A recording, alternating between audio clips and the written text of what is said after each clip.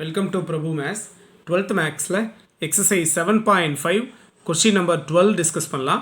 If an initial amount A0 of money is invested at an interest rate of R compounded n times a year, the value of the investment after t years is A is equal to A0 into 1 plus R by n the whole power nt.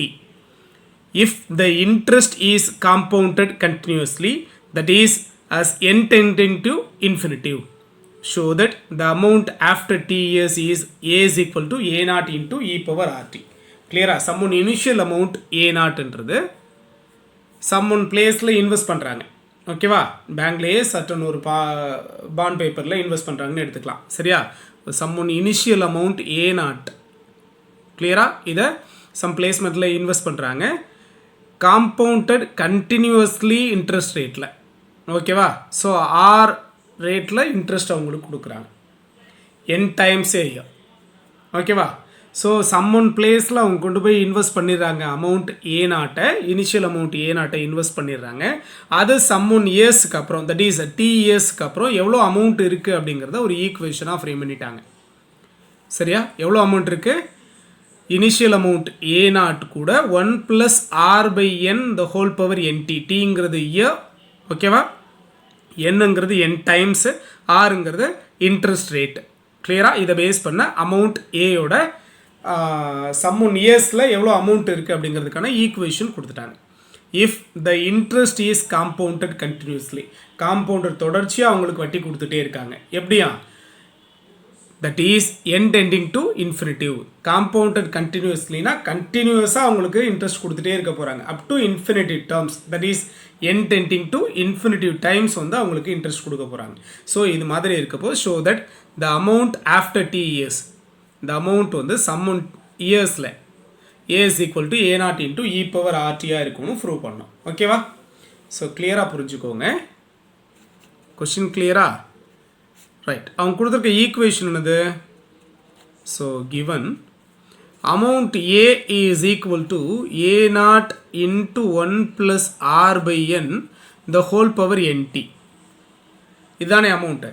இந்த அமௌண்ட்டுக்கு n tending to infinity ரேஞ்சில் அவங்க interest கொடுத்துட்டே இருக்க போகிறாங்க. If the interest is compounded continuously, அப்போது இதோட limit பார்த்தீங்கன்னா limit n tending to infinity, infinite டேர்ம்ஸ்க்கு அவங்க கண்டினியூஸாக இன்ட்ரெஸ்ட் கொடுத்துட்டே இருக்க போகிறாங்க. So limit n tending to infinity into A, that is on both sides தான் லிமிட்டை இன்க்ரீஸ் பண்ணுறோம். Limit n tending to infinity A0 into 1 plus R by n the whole power nt. நல்லா கவனிக்கணும். n tending to infinity terms அவங்க compounded continuously interest கொடுத்துட்டே இருக்க போகிறாங்க. So அப்போது n tending to infinity limit தான் அது. அப்போது ஆன் போத் சைட்ஸ் அவங்க கொடுத்துருக்க ஈக்குவேஷனில் limit n tending to infinity நாம் இன்க்ரீஸ் பண்ணிட்டோம், ஓகேவா? டவுட் இல்லையே? இப்போ இதுதான் சம்மு. சம்லேயே லிமிட் அப்ளை பண்ணி வேணா செக் பண்ணிக்கோங்க. n பிளேஸில் இன்ஃபினிட்டிவ் அப்ளை பண்ணுங்கள். n பிளேஸில் இன்ஃபினிட்டிவ் அப்ளை பண்ணோம் அப்படின்னா A0 into 1 plus R by infinity, anything by infinity value 0, கரெக்டாக? So 0 the whole power n into t, n பிளேஸில் இன்ஃபினிட்டிவ் அப்ளை பண்ணிங்கன்னா the whole infinitive.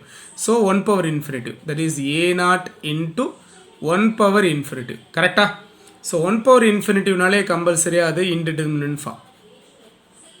So indeterminate form create ஆகுது அப்படின்னா இந்த பிளேஸில் நாம் எல்ஹாபிட்டல் ரூல் யூஸ் பண்ணி இதை லிமிட்டை நாம் ஃபைண்ட் அவுட் பண்ணலாம். எல்ஹாபிட்டல் ரூல் யூஸ் பண்ணணும்னாலே கண்டிப்பாக ஃபங்க்ஷன் வந்து f of x divided by g of x ஃபார்மேட்டில் இருக்கணும் லிமிட்டில். பட் இங்கே ஃபங்க்ஷன்னு பார்த்தா இந்த டேர்ம் தான். A0 வந்து இனிஷியல் அமௌண்ட்டாக போயிடுது, ஸோ அதை கூட நம்ம ஃபிக்ஸ் பண்ணிக்கலாம். அப்போ இங்கே ஃபங்க்ஷன்னு பார்த்தா இந்த டேர்ம் தான், கரெக்டாக? இங்கே ஹோல் பவரில் இருக்க அனதர் ஒன் வேல்யூ. அப்போ f of x divided by g of x ஃபார்மேட்டில் இல்லை. அப்போ இதை f of x divided by g of x ஃபார்மேட்டில் மாற்றணும். மாற்றுறதுக்காக நான் என்ன பண்ணிக்கிறேன், அதை மட்டும் ஃபங்க்ஷனாக எடுத்துக்கிறேன். Let y is equal to A0 initial amount அப்படியே இருக்கட்டும். So 1 plus R by n இந்த ஹோல் பவர் ntயை மட்டும் ஒய்ன்னு கன்சிடர் பண்ணிக்கிறேன். இந்த பவரில் இருக்க என்டியை மல்டிபிளில் கொண்டு வந்தோம்னா டிவைடை கன்வெர்ட் பண்ணலாம். f of x divided by g of x ஃபார்மேட்டுக்கு மாற்றலாம். அதனால் பவரில் இருக்க டேர்மை மல்டிபிளில் கொண்டு வரணும், லாக் எடுத்தால் அது possible. So taking log on both sides, left side log எடுத்தோம்னா log y is equal to right side log எடுக்கிறப்ப log of 1 plus R by n the whole power nt. கரெக்டாக? ஸோ இப்போ பவர் ரூல் யூஸ் பண்ணிக்கிறோன்னா multiple பவரில் இருக்க என்டியை multiple கொண்டு வந்துடலாம். So NT into log of 1 + r/n. ஓகேவா? ஸோ மல்டிபிளில் இருக்க டேர்ம் என்ன பண்ணலாம்? f(x) / g(x) ஃபார்மேட்டுக்கு கொண்டு வரதுக்காக இந்த லாக் டேர்மை மட்டும் நான் நியூமரேட்டரில் வச்சுக்கிறேன். லாக் ஆஃப் 1 + r/n டேர்ம் மட்டும் நியூமரேட்டரில் வச்சுக்கிட்டேன். வேல்யூ சேஞ்ச் ஆகாமல் இந்த என்டியை /1/nt சொல்லலாம். கிளியராக? இது நியூமரேட்டருக்கு போகிறப்போ ரெசிப்ரோக்கலாக கன்வெர்ட் ஆகி nt/1 வரும். இந்த டேர்ம் வந்துடும். ஓகேவா? கிளியரா? ஸோ இப்போ என்ன பண்ணிடலாம்? f(x) / g(x) ஃபார்மேட்டுக்கு கன்வெர்ட் பண்ணிட்டோம். இப்போ லிமிட்டை இன்க்ரீஸ் பண்ணுவோம். ஆன் போத் சைட்ஸ் சம்மில் என்ன லிமிட் இருக்குது? Limit n tending to infinitive log y which is equal to limit n tending to infinitive log of 1 + r/n divided by 1/nt. கிளியரா? இப்போ n பிளேஸில் இன்ஃபினிட்டிவ் அப்ளை பண்ணோம் அப்படின்னா இதுலேயும் வேணால் லிமிட் அப்ளை பண்ணி செக் பண்ணிக்கோங்க. சம்மு வந்து இன்டிடெர்மினன்ட் ஃபார்மேட் கிடைக்கிது அப்படின்னா கண்டிப்பாக இந்த டேர்மும் இன்டிடெர்மினன்ட் ஃபார்மேட் தான் கிடைக்கும். அதில் எந்த டவுட்டும் கிடையாது. n பிளேஸில் இன்ஃபினிட்டிவ் அப்ளை பண்ணோன்னா இந்த பிளேஸில் இன்ஃபினிட்டிவ் வரும். r/∞, anything by infinitive 0. So 0 + 1 1 log 1 value 0 divided by n பிளேஸில் இன்ஃபினிட்டிவ் அப்ளை பண்ணிங்கன்னா 1/∞ value 0. So 0/0 form indeterminate format தான் கிரியேட் ஆகுது. கண்டிப்பாக சம் வந்து இன்டிடெர்மினன்ட் ஃபார்மேட் கிரியேட் ஆகுதுன்னா சம்மோட சிம்பிளிஃபிகேஷனும் இன்டிடெர்மினன்ட் ஃபார்மேட் தான் கிரியேட் ஆகும். இருந்தாலும் செக் பண்ணி பார்த்துக்கிட்டோம். ஓகேவா? ஸோ இப்போ டேரெக்டாக எல்லா பிட் ரூல் அப்ளை பண்ணுற ஃபார்மேட்டில் இருக்குது. ஃபங்க்ஷன் வந்து f(x) / g(x) அதோட கரஸ்பாண்டிங் லிமிட் இருக்குது. ஸோ லெஃப்ட் சைடு நாம் அப்படியே ஃபிக்ஸ் பண்ணிக்கிட்டு லெஃப்ட் சைடு அப்படியே இருக்கட்டும். ரைட் சைடுக்கு மட்டும் தான் நம்ம எல்லா பிட் ரூல் யூஸ் பண்ணுறோம். ஸோ யூஸிங் எல்லா பிட்டல் ரூல். கரெக்டாக? எல்ஹாபிட்டல் ரூல். ஸோ யூஸிங் எல்லா பிட்டல் ரூல். லெஃப்ட் சைடு அப்படியே தான் இருக்குது. ரைட் சைடுக்கு மட்டும் தான். ரைட் சைடில் சேம் லிமிட் அப்படியே மெயின்டைன் பண்ணிக்கிட்டு n tending to infinitive limit அப்படியே இருக்கும். எல்லா பிட்டல்னா என்ன? சேம் லிமிட்டை மெயின்டைன் பண்ணிக்கிட்டு எந்த ஃபங்க்ஷனில் நீங்கள் லிமிட் அப்ளை பண்ணுறப்போ இன்டிடெர்மினன்ட் ஃபார்மேட் கிடைச்சதோ அந்த ஃபங்க்ஷன் நியூமரேட்டரை தனியாகவும் டினாமினேட்டர் தனியாகவும் டிஃப்ரென்ஷியேட் பண்ணிக்கணும். அவ்வளோதானே? ஸோ லிமிட்டை நான் அப்படியே வச்சுக்கிட்டேன். ஓகேவா? ஸோ சேம் லிமிட்டை அப்படியே வச்சுட்டோம். இதை லாக் எக்ஸாக கன்சிடர் பண்ணிக்கலாமா? லாக் எக்ஸை டிஃப்ரென்ஷியேட் பண்ணோம்னா 1/x, எக்ஸ் பிளேஸில் 1 + r/n. கரெக்டாக? நல்லா கவனிக்கணும். இது லாக் எக்ஸாக வச்சுக்கிட்டோம். லாக் எக்ஸை டிஃப்ரென்ஷியேட் பண்ணோம்னா 1/x இன்ட்டு ஃபங்க்ஷனுக்கு வாங்க. செயின் ரூல் தான். இதான் ஃபங்க்ஷன். இதை டிஃப்ரென்ஷியேட் பண்ணிங்கன்னா 1 டிஃப்ரென்ஷியேட் பண்ணால் வேல்யூ 0 ப்ளஸ் r கான்ஸ்டண்டா. ஏன்னா லிமிட் என்ன இருக்கோ அதான் ஃபங்க்ஷன். லிமிட்டு n தான். ஸோ n தான் ஃபங்க்ஷன். அப்போது r ஃபிக்ஸ் பண்ணிக்கிட்டோம். அப்போ ரிமைனிங் 1/n. 1/n டிஃப்ரென்ஷியேட் பண்ணிங்கன்னா -1/n². கரெக்டாக? 1/x டிஃப்ரென்ஷியேட் பண்ணோன்னா -1/x². அது சேம் ஃபார்மேட் டிவைடட் பை இந்த 1/t கான்ஸ்டன்ட் அது ஃப்ரண்ட்டில் இருக்கட்டும். 1/t கான்ஸ்டன்ட் அது ஃப்ரண்ட்டில் இருக்குது. அப்போ ரிமைனிங் என்ன இருக்குது? 1/n. 1/n டிஃப்ரென்ஷியேட் பண்ணிங்கன்னா -1/n².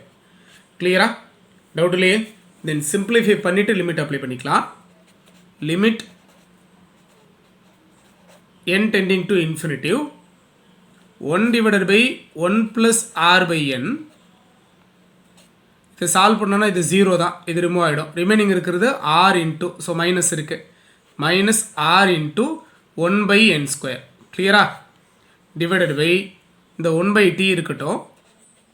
ரிமைனிங் என்ன இருக்குது? -1/n². இந்த -1/n² இருக்கும். இந்த -1/n² கூட ரிமூவ் பண்ணிடலாம். ஓகேவா? கட் பண்ணிட்டீங்கன்னா ரிமைனிங் டேர்ம் பாருங்கள். இதில் ஆக்சுவலாக நியூமரேட்டரில் ஒரு r இருக்குது. இந்த 1/tங்கிறது நியூமரேட்டருக்கு கன்வெர்ட் ஆகிறப்போ ரெசிப்ரோக்கலாக கன்வெர்ட் ஆகுமா? ஸோ இந்த 1/t நியூமரேட்டருக்கு போகிறப்போ ரெசிப்ரோக்கலாக கன்வெர்ட் ஆகும். தட் இஸ் t/1 வரும். t into r. So limit n tending to infinitive. So tr, இந்த t நியூமரேட்டருக்கு போயிடுச்சு. t இன்ட்டு r இருக்குது. ரிமைனிங் என்ன இருக்குது? ஃபஸ்ட் டேர்ம் அப்படி இருக்குது. 1/1 + r/n இருக்குது. கிளியரா? ஸோ சால்வ் பண்ணிக்கிட்டோம். இப்போ லிமிட் அப்ளை பண்ணலாமா? ஓகேவா? லிமிட் n பிளேஸில் இன்ஃபினிட்டி கொடுத்தோன்னா இந்த tr அப்படியே தான் இருக்குது. rt அப்படி வேணாலும் எடுத்துக்கலாம். அந்த டேர்ம் அப்படி இருக்குது. n பிளேஸில் இன்ஃபினிட்டி அப்ளை பண்ணிங்கன்னா 1/1 + r/∞ வரும். கரெக்டாக? So into 1/1 + r/∞. கிளியரா? ஸோ tr இருக்குது. 1/1 plus anything by infinity value 0. So 0. கரெக்டாக? ரிமைனிங் பார்த்தீங்கன்னா 1/1 + 0 1 தான். 1/1 1 தான். ஸோ ரிமைனிங் பார்த்தீங்கன்னா rtr. ஓகேவா? சிம்பிளிஃபிகேஷன் கொடுத்துட்டோம். இப்போ ரைட் சைடு மட்டும் தான் நம்ம சிம்பிளிஃபை பண்ணியிருக்கோம். லெஃப்ட் சைடு என்ன இருக்குது? Limit n tending to infinitive left side என்ன இருக்குது இன்ட்டு லாக் ஒய் டேர்ம் இருக்குது. ஓகேவா? ஸோ லாஸ்ட் லைன் இதானே. இப்போ என்ன பண்ணலாம், எனக்கு சம்மை வந்து நம்ம சம்மோட ஃபங்க்ஷனை ஒய்ன்னு தான் கன்சிடர் பண்ணிக்கிட்டோம். அப்போ ஒய்க்கு தான் நமக்கு ஆன்சர் வேணும். அப்போ இந்த மல்டிபிளில் இருக்க லாகை நம்ம வெளியில் கொண்டு வந்துட்டோம்னா லாகை ரிமூவ் பண்ணலாம். ஏன்னா இப்படியே வச்சுருந்தோம்னா எக்ஸ்பொனன்ஷியல் எடுத்து லாகை ரிமூவ் பண்ண முடியாது. அதனால் இந்த லிமிட்டை விட்டு வெளியில் லாகை கொண்டு வரணும் அப்படின்னா அந்த பிளேஸில் காம்போசிட் ஃபங்க்ஷன் தியரமை யூஸ் பண்ணிக்கலாம். ஸோ காம்போசிட் ஃபங்க்ஷன் தியரமை யூஸ் பண்ணோன்னா அந்த லாக் வெளியில் வந்துடும். ஸோ இந்த லாகை வெளியில் கொண்டு வந்துட்டிங்கன்னா ரிமைனிங் என்ன இருக்குது, limit n tending to infinitive into y is equal to RT இருக்குது. கரெக்டாக? ஸோ இந்த பிளேஸில் நாம் காம்போசிட் ஃபங்க்ஷன் தியரம் யூஸ் பண்ணியிருக்கோம், லாகை வெளியில் எடுத்திருக்கோம். ஓகேவா? ஸோ இந்த லாகை ரிமூவ் பண்ணிட்டோம் அப்படின்னா ஆன்சர் கிடச்சிரும். அப்போ லாகை ரிமூவ் பண்ணுறதுக்கு taking exponential on both sides, ரெண்டு பக்கமே எக்ஸ்பொனன்ஷியல் எடுத்திங்கன்னா இந்த சைடு எக்ஸ்பொனன்ஷியல் எடுக்கிறப்போ எக்ஸ்பொனன்ஷியல் டு லாக் ரிமூவ் ஆகிடும். Remaining term limit n tending to infinitive into y which is equal to இந்த சைடு எக்ஸ்பொனன்ஷியல் இருக்கிறப்போ இ பவர் ஆர்டி. கரெக்டாக? ஸோ ஒய்ன்னு நம்ம எதுக்கு நேம் பண்ணோம் ஃபஸ்ட்டில், limit n tending to infinitive. ஒய்ன்னு நாம் எதை எடுத்துக்கிட்டோம் ஆக்சுவலாக 1 + r/n the whole power ntயை தான் நம்ம ஒய்ன்னு எடுத்துக்கிட்டோம். அதை ரீப்ளேஸ் பண்ணியாச்சு, is equal to e power RT. ஆக்சுவலாக நாம் சம்மில் பார்த்தப்போ இனிஷியல் அமௌண்ட் A0 அந்த பிளேஸில் இருந்தது. நம்ம A0 மிஸ் பண்ணிவிட்டு இந்த டேர்மை மட்டும்தான், ஏன்னா A0ங்கிறது இனிஷியல் அமௌண்ட் அது அப்படியே பிளேஸில் இருக்கட்டும், இந்த டேர்மை மட்டும்தான் நம்ம ஒய்ன்னு எடுத்துக்கிட்டோம். ஆக்சுவலாக அந்த லாஸ்ட் டேர்மில் இருந்தது A0 into, so A0 into 1 + r/n the whole power nt. One side மட்டும் A0 இன்க்ரீஸ் பண்ண முடியாது. So on both sides A0 value change ஆகாமல் இன்க்ரீஸ் பண்ணிங்கன்னா A0 into e power RT. ஓகேவா? இதானே ஆக்சுவலாக லிமிட்டை n tending to infinitive into ஏயோட value which is equal to A0 into e power RT. ஓகேவா? n tending to infinityல compounded கண்டினியூஸாக compounded interest கொடுத்துட்டே இருக்கப்போ அமௌண்ட்டில் இனிஷியல் அமௌண்ட்லேருந்து இ பவர் ஆர்டி டேர்ம் இன்க்ரீஸ் ஆகிருக்கு. ஓகேவா? இதானே ப்ரூவ் பண்ண சொன்னாங்க. தேங்க்யூ.